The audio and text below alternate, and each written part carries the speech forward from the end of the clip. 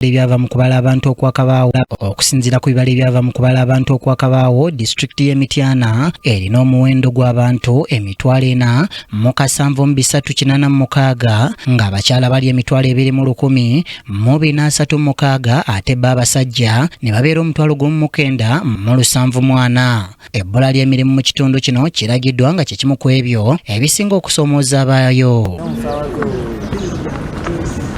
Omwami wa Kabaka ow'eggombolola ya Ssaabagabo Ssekanyonyi Ssenabulya Barnabas agamba nti abavubuka bangi beettanidde nnyo okuzannya zzaala ne bava ku by'okukola ng'era bangi alaze nga bwe basuddewo obuvunaanyizibwa bwabwe obw'okulabirira abakazi be balinamu abaana. Ebyokulowooza nti betting yajja okukola basiba bupapula buli olukya ate obupapula tebulimu ssente ate zaalina ze balya kuba teryateekawo betting nga yesu wakufunamu naye oli muyindi nabo bakola bizinesi yakufunamu naye ate babettanidde nnyo ne batukana okutunda ebyomumaka kaalina agenda asiba akapapula. N'abatuuze ab'enjawulo bategeezezza nti olw'ebbula ly'emirimu abavubuka bangi banditandika okwenyigira mu bikolwa ebimenya amateeka omuli obubbi. Obumenyi bw'amateeka bungi naye tujja kukwatagana n'abavubuka baffe tubafunire emirimu kubanga ebbula ly'emirimu lye lituleetera abavubuka baffe okubanga tebalina mirimu. Abavubuka batalina mirimu ye nga yayeekyawa amanya si kunywanja ng'abeerewo naye singa oba omulaze ekyokukola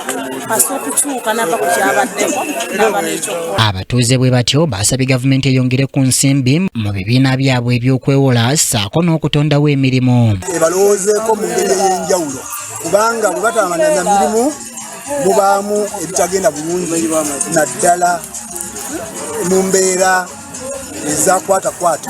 Batufunireyo ku nsimbi wakiri ez'okwewola nga ntono tuna abakyala ze banaasobola okukozesa eddwaliro lyaffe libeeremu eddagala libeere nga tufuna eddagala mu malwaliro. Olw'ebbula ly'emirimu eriri waggulu abavubuka bangi eno beettanidde okugenda ebweru okukuba ekyeyo ng'era amyuka omubaka wa pulezidenti Emityana Prosy Mwanjuzi agamba nti ekyabazadde okutwala abaana baabwe ebweru okunoonya emirimu si kibi singa babeera bakwataganye n'abantu abatuufu. Bakwatagane ne companies ennungi bakwatagane ne companies eziyise mu mateeka.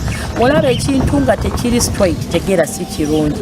Olaba ekintu nga kiri straight balina license ORDS bakulaga batuukayo kindly kolagana nabo osobola okuyiyiza abaana bo future edda. Abamu ku basentebe b'ebyalo bye twogeddeko nabo bategeezezza nti bagezaako nnyo okulwanirira ebibinja by'abankuba kyeyo ebyababeera baguze Uganda newankubadde nga waliwo oluusi nti lwe bigaana. Bachairman abamu babadde beekobaananga n'ababulooka b'amataka ne bakola endagaano ezitali ntuufu omwana n'atuuka wano n'endagaano gye baamukolera oba ebbaluwa ng'ekyamazima si nnungi.